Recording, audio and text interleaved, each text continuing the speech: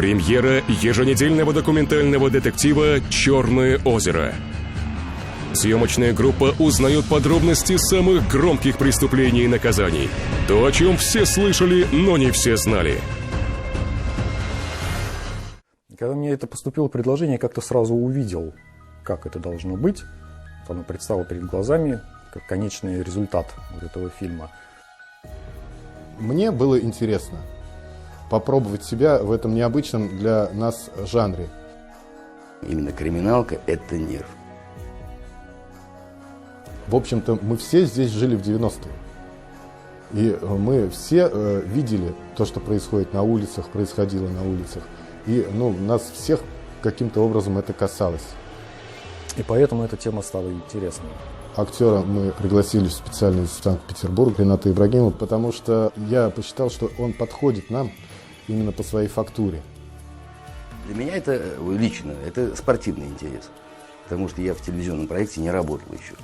Но здесь есть некий симбиоз. Надо документалку с репортажкой и попробовать вкраплять постанову.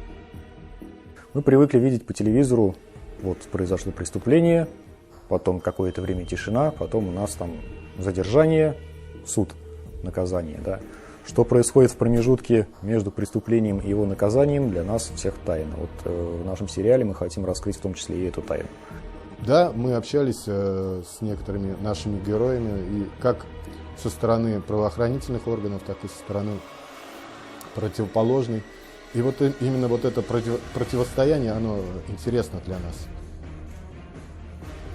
Мы нейтральная сторона, по большому счету. Мы можем порассуждать только на эту тему от лица этого человека, этого, то есть, грубо говоря, судьи там, или следователя, или свидетеля какого-то, или преступника. То есть окунаться в эту шкуру, грубо говоря. Но свое отношение к этому я не должен навязывать.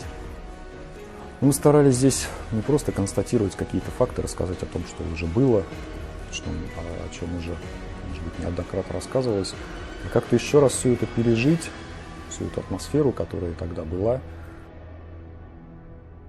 Проект «Черное озеро» для нашей студии, в общем-то, проект необычный. Я думаю, что наш проект будет все-таки интересен зрителям. Смотрите «Черное озеро». Впервые на канале ТНВ.